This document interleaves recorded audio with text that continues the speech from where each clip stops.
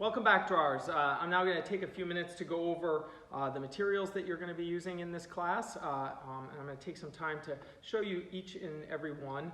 Although this might look like a lot of different materials, you really don't need this much in order to draw, and this is just so that I can show you different options. All right?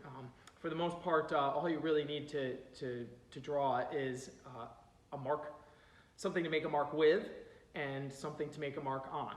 Right, so we've been drawing since the beginning of time. Anything will really sort of work, but in order to have a good experience, I'm going to be making certain recommendations. And I will go over these one at a time and show you them a little bit more clearly. Before we get too far in, one of the first things that this is an online class, so you do need online access. Right? Obviously, if you're logged on to the e-learning system and you're watching this, you must already have some kind of access. So you do need access to the internet. You do need a computer, obviously. And although I do not require, I highly recommend a webcam. Right? So it's going to make it so that you can have a better and more seamless interaction with me. Right? I also feel that students who participate in the Zoom meetings using a webcam end up getting a better, have a better outcome than students who are not using it. Right? That doesn't mean you have to have your face on all the time and that you can't click on and off. That's fine. But I think that we will interact better if I get to see you once in a while. All right? So I highly recommend a webcam. All right? First thing we're going to go over is for the materials is the paper. Right? So you can see here on the desk here that I have several different stacks of things. On the syllabus, I'm asking you to get 1 to 2 pads of newsprint and white paper. You know, the reality is that you just need the newsprint. Right? If you don't want to buy the white paper, you don't have to. But if you want to buy white paper, it is sometimes nicer to draw on. I actually prefer to draw on the newsprint myself, but it is somewhat nicer to draw on, and it won't yellow. As you can see, the drawings in the back, when they sit out, the newsprint yellows pretty quickly. So that's kind of up to you. But in terms of being able to learn drawing, that's why we have newsprint. It's cheap, it's abundant, etc. Now, normally in class, what I have people get is this larger 18 by 24 newsprint here. Right? So you can see it this one. I'm not going to pick it up. And note the color here for this brand. This is what they sell at Riverside Art. But I prefer you to get smooth newsprint. Now, if you already have some rough newsprint from something else, I don't mind people using it. But the techniques that I teach will work much better on what's called smooth newsprint. All right? So I prefer you to get smooth newsprint. Now, because this is an online class, the paper size is somewhat optional. Normally in my face-to-face classes, when we're working in a larger room, maybe with a model, things like that, I have everybody draw on the 18 by 24. When I draw on newsprint in my own home, however, what I do is I draw on half a piece of newsprint.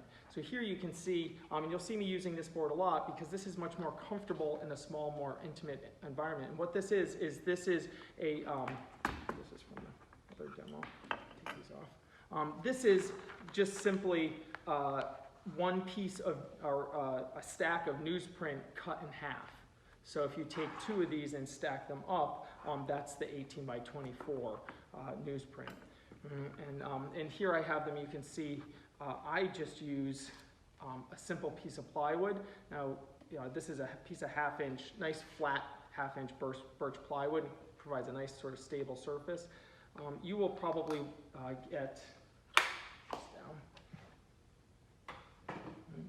you will probably use a drawing board, something like this. Right? I don't have a large drawing board here. This one's a little bit smaller, but you get a drawing board that has these clips, and you can use that. Right? So I will give that as a sort of option that you can use the full 18 by 24 paper if that's what you want to use, or if you want, like what I do when I'm drawing at home, cut it in half. Right? And then here is the white paper, right? When I draw my nicer drawings, I like the Strathmore paper. You can get it in pads. This is Strathmore 400 series, or you can get the 500 series. And that's actually this paper over here. Those are signed. And you can see I have here a larger board sort of cut for this. And I use a board in clips, but the regular boards are just sort of fine.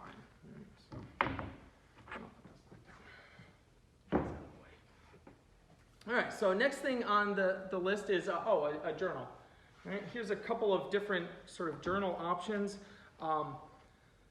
Again, a journal is a very sort of personal and private thing. I won't be giving you assignments where you specifically have to turn in journal things, but I put the journal on all of my syllabi, whether it's for my sculpture classes or my drawing classes, because I think that art students should have a journal. Right? It's a different type of drawing that you will be doing. I used to draw a lot in these moleskin journals like this. They make one that has art paper on it. I think that for what you guys are going to be doing, these are a little bit small, although I like those. This is the size that I'm currently working on. This is my newest journal. It's got a lot of empty pages in it. This is a nice size, but you can get all kinds of different ones. And if you go to an art supply store, you can see lots of different ones. I would recommend one that is closer to the size of an 8.5 by 11 sheet of paper. I have this one in here. This is not one of my journals. This was something that was kind of given to me. It appears my son has been drawing in. This one has the spiral on it.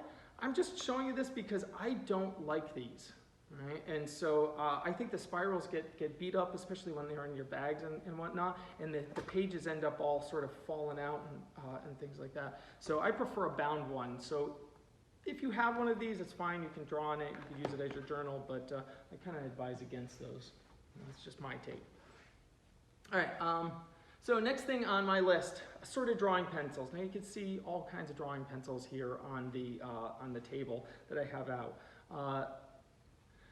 Drawing pencils, and we can talk more about this in one of the Zoom meetings, but exactly when you use a certain type of pencil. But basically, drawing pencils are arranged in different hardnesses of the graphite.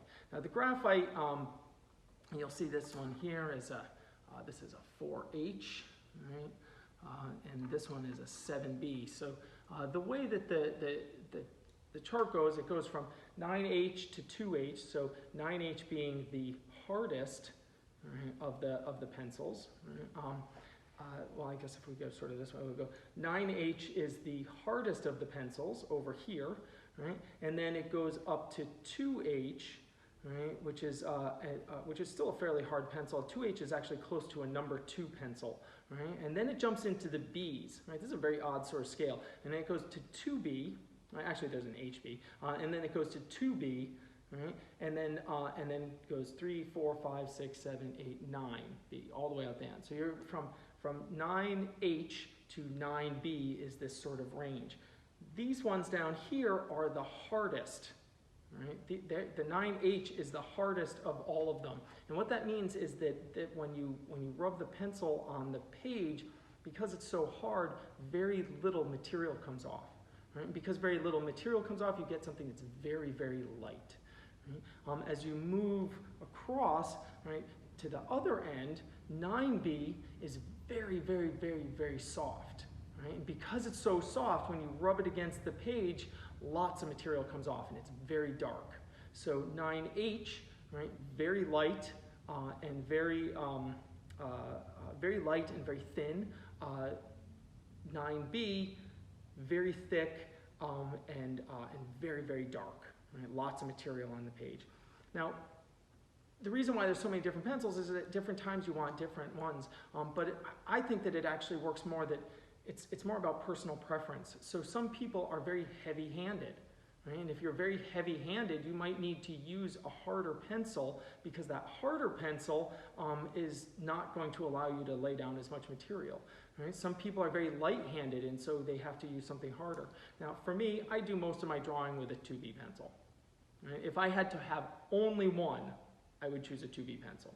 All right? So I put on the syllabus 3 hard pencils, H, HB, and 2B, and 3 soft ones, 4B, 6B, and 9B, because that kind of gives you a little bit of a range. But if you don't have all of them, it doesn't matter. And if you were going to only buy one, I would just buy the 2B pencil. And in fact, when I go into my giant bin of pencils that I have, 2B is the hardest one to find because that's always the one that's getting pulled out. To that end, I also do not recommend getting the big set of pencils. So you'll see the variety set. All right? Whenever I see a student's variety set, what I usually end up seeing is that most of the pencils in there are completely unused, and the 2B and the 4B are sharpened down to this because those ones are the most used, maybe the 2H. Right? A couple of them, and it's good to experiment a little bit with that. All right? Vine charcoal, where's the vine charcoal? Vine charcoal comes like this. Vine charcoal is charcoal in its more natural form. Right, so basically, all charcoal is, right, is a stick that's burnt. So you take this piece of wood that's like this, and you light it, and this is what is left over, and that's what we draw with. So the vine charcoal comes in these sticks like this. Right? And there are various hardnesses. I would recommend getting the soft ones. I think that's what I wrote on my syllabus. Yeah, soft. The soft ones are much better, but depending on how heavy-handed someone is, someone might like lighter or darker. And for me, when I draw just personally about me, I draw mostly pencils because I do not like my fingers getting dirty. It's not that I mind getting dirty, it's that I tend to then touch the paper and whatnot. So when I draw with vine charcoal, I actually use a stylus, something like this. So this allows you to, you open this up like this, and you can take the charcoal out, and this is just a little piece of brass. You can put that back in, and then you can sharpen it. Right? And there are lots of different versions of these, right? Lots of different versions of these. Oh, actually I have another one over here.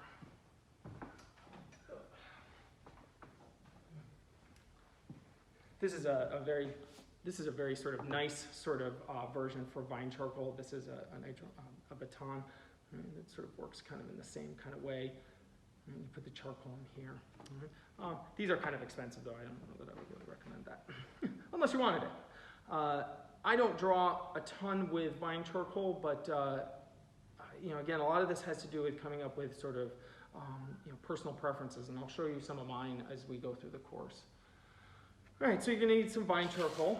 One of the things why we have vine charcoal. So vine charcoal, because it's natural, it tends to go on very easily and then rub off very easily.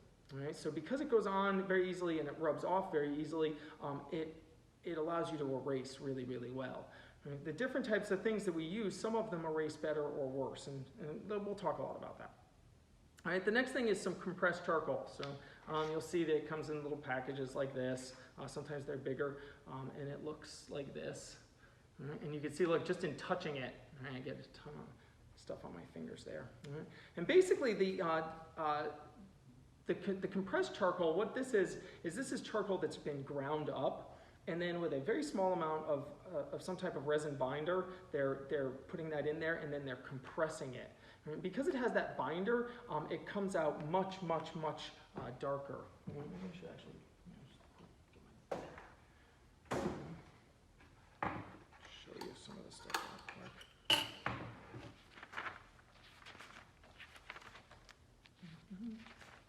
Next page. These are from this will be fine. So hopefully you can kind of see this. So here's the vine charcoal. All right, so you can see how much sort of thinner and lighter that goes on. Now watch this one here. Much thicker and darker, right? So if we also sort of go back in, right, this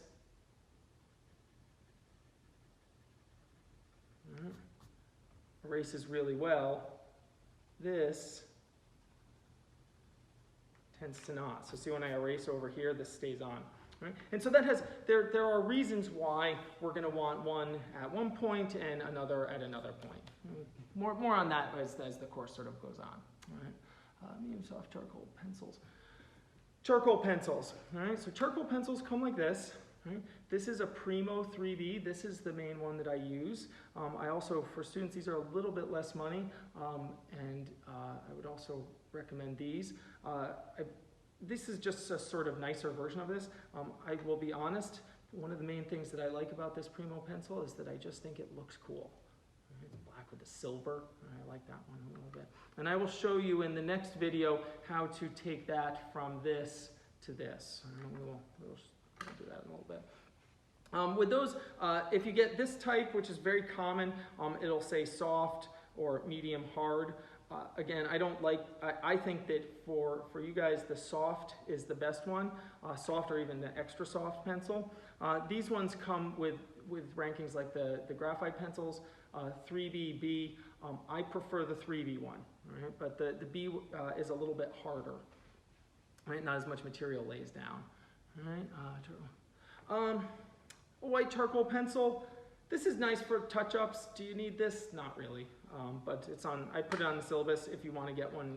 If you think you want to do a lot of charcoal drawing, but you can go in and kind of add that. There are also some things that we can, if we work on, in one of the later classes, if you work with colored paper, you can do a lot of back and forth with the charcoal pencil, the black charcoal pencil, and then the white charcoal pencil to get certain looks.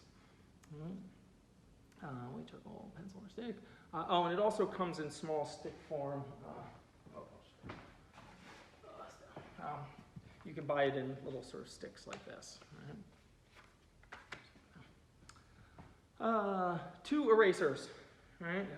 You could probably tell I got my computer right next to me over here that has the syllabus on it because I'm going through sort of line by line on it. Hopefully you're looking at your syllabus also. But the reason I'm straining is because I don't have my glasses on, which I should have. Erasers, right? There are 2 different kinds of erasers that we're going to use. We have these sort of, the sort of white eraser, which looks something like this. It comes in these kind of things like this. Right? There's 2 different sort of versions there. You'll notice that mine looks a little bit like this. What I will do is I will cut these into tiny little wedges like this. Right? And then I use those to erase. I don't use this big one, and I don't like it when I see students have this and it's all rounded over. Right? Just like a pencil, you want to have a nice sort of sharp edge on your eraser because that allows you to kind of get in there. I can show you at another point how to cut those as well. The other one is the kneaded eraser. Right? It comes in little packages like this. This one I'll open this up so you can see what it does if you haven't used this before. There's always the question, do I really need 2 different types of erasers? Actually, yeah, you do. This comes out something like this, and when you stretch it out, it cleans itself, okay? So the kneaded eraser is good for kind of dabbing at stuff, kind of like the way the old silly putty is, but you can also use the kneaded eraser. You can kind of shape it into like a little kind of point to go in and kind of pull out little kind of sections and whatnot. This eraser is much sort of harder, right, and allows you to erase more aggressively. It's hard to do it as aggressively. So you should have both types of erasers. Right? I already went over the drawing board and the clip. You should have some kind of metal ruler, right? It should not be covered in clay like your instructor's is. Right? Mine, I have 2 different sets of rulers in my studio. I have ones for clean paper, and I have ones that I use with my sculpture practice. This one is obviously one of the sculpture ones. I usually keep them separate. Square razor blades, right? This is important, right? So this is the square razor blade that I'm asking you to get for the class, okay? All right, this is the one that you want. You do not want a utility type blade. You do not want an exact type. This was used originally for scraping like paint off of windows. Right? That's right, so you can kind of use it like that. Right? But we're definitely going to want to get that. The square one. You can buy them in little packages of 5. I buy them in packages of 100. So this. I buy them in like 100 packs. This probably didn't even cost all that much money, but they sell them in like 5 or 3 packs as well. All right. Pencil sharpener. All right. This is a pencil sharpener for this type of pencil, right? This is the pencil sharpener for this type of pencil. Right. You can sharpen your graphite pencil, but this type of sharpener works much better. Right. So you got to have the 2 different kinds, 2 different types of drawing. Pencil sharpener, 1 knitting needle. Okay, all right. So in my class, and in the online version of class, it's harder for me to be on top of everybody all the time. But this is an absolute requirement: a knitting needle. Right? Very simple, standard thing. Right? They come in 2 packs, not 2 different colors like this.